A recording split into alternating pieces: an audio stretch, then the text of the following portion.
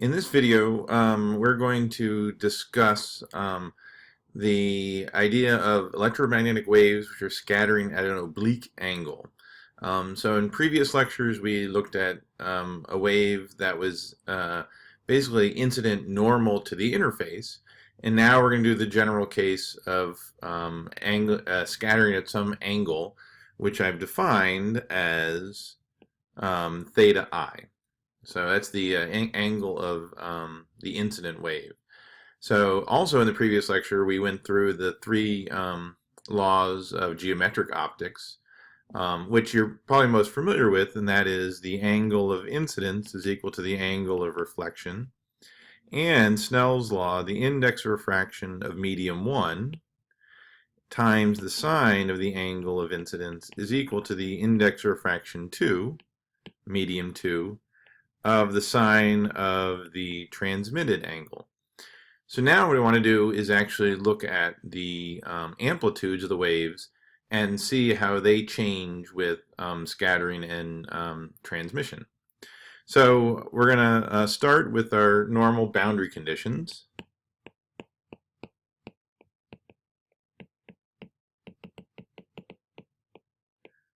Which I can label as the first one, the permittivity of medium 1, times the sum of the amplitudes. So that's the amplitude of the incident wave plus the amplitude of the reflected wave is equal to the permittivity of medium 2 times the amplitude of the transmitted wave.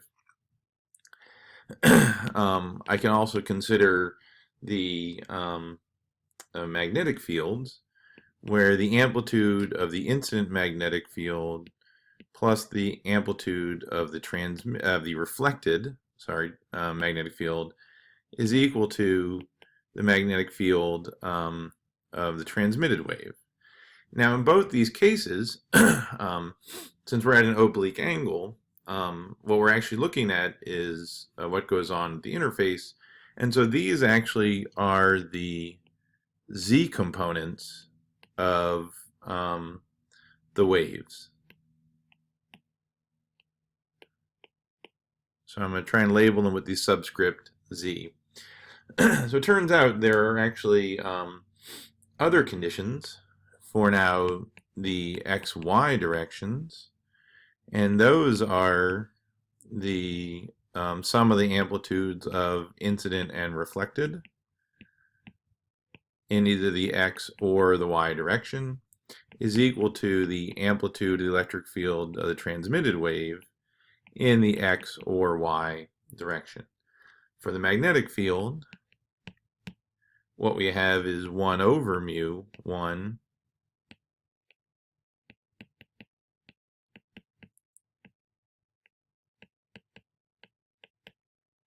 so the magnetic field's in the x or y direction, the x or y component, and that part of the amplitude of the magnetic field is transmitted in the x or y directions.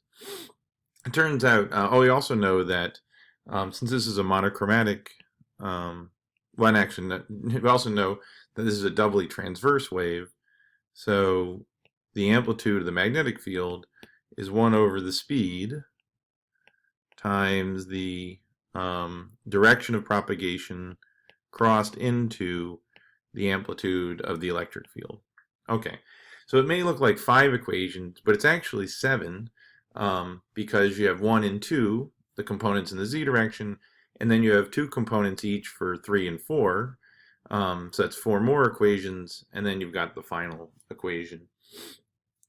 Okay, so we're going to consider a particular case where the polarization is in the plane of incidence. So if I have my plane of incidence, so here's my incident wave coming in at some angle theta incident, then what I'm saying is that the electric field is going to be inside this plane. So then here is my plane of incidence, let's say. So essentially, if that dashed line is the z direction, then the electric field is inside, let's say, the xz plane, which means the magnetic field is perpendicular to that plane of incidence. Okay, so that condition allows us to rewrite the boundary conditions as epsilon 1 minus E incident, the sine of the angle of incidence, plus E for the reflected wave, sine of the reflected angle, is equal to epsilon 2 minus the amplitude of the transmitted wave times the sine of the transmitted. Boundary condition 2 is 0 because there is no B field in the z direction.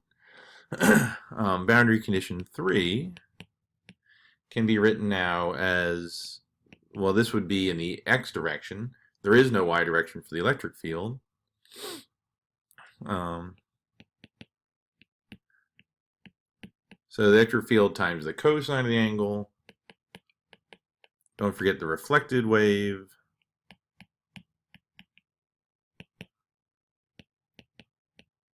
And the transmitted wave, like so. And then the fourth condition says 1 over mu1 v1. So I'm changing from using magnetic field amplitudes to electric field amplitudes using that seventh equation that we wrote down. And you'll notice that the reflected wave is in the opposite direction as the incident wave.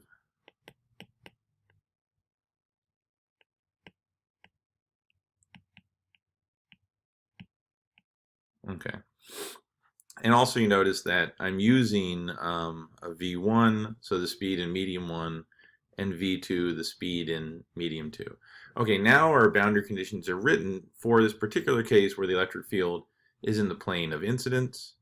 So now we can start cleaning things up, because if you remember from our geometric laws that the angle of incidence is equal to the angle of reflection, and there's Snell's law.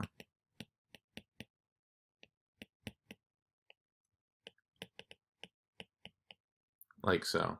Okay, so if we plug those in, what do we get? Well, for boundary condition 1, we get epsilon 1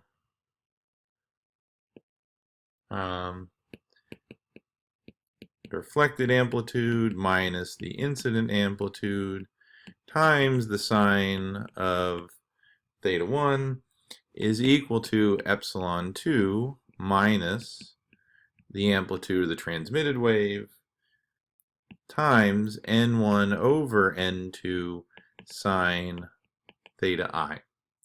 So in this case, the angles cancel, and now we can rearrange this such that we get the difference in the incident amplitude with the reflected amplitude is equal to epsilon 2 over epsilon 1 times n1 over n2 times the amplitude of the transmitted wave. So I'm going to define beta to be all of these coefficients, like so. But if we remember, we can rewrite the permittivities in terms of the permeabilities. So that would be n2 squared over mu 1 over n1 squared mu 2, and then I have the n1 over n2 to multiply in. So if I do that, I get some cancellation, and I get mu 1 n2 over mu 2 n1. So I can write this as either in terms of the permittivities or the permeabilities. But if you also notice, this is the same result we had when we looked at the simple case of the zero angle scattering. Okay, so that allows me to rewrite this as a much simpler equation, like so. Now, if we use the boundary condition 3, what we have is the amplitudes times the cosine of the angle. So remember, the angle of incidence is equal to angle of reflection, and that's equal to the transmitted amplitude times the cosine of the transmitted angle.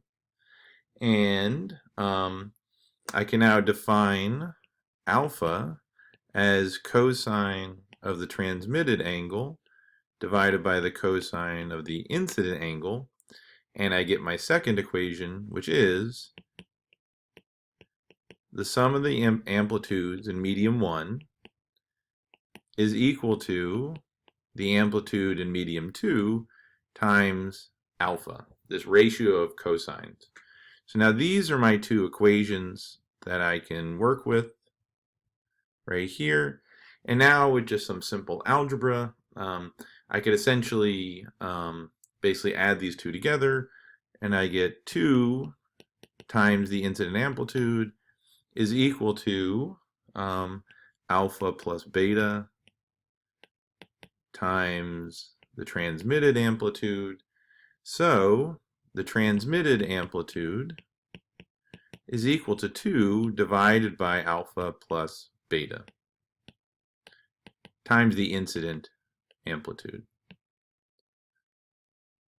Okay, and I can take that, plug that back into either one of those equations above, and what I get is the amplitude for the reflected wave is equal to alpha minus beta over alpha plus beta times the amplitude of the incident wave, like so. Okay, these are called Fresnel's equations for polarization.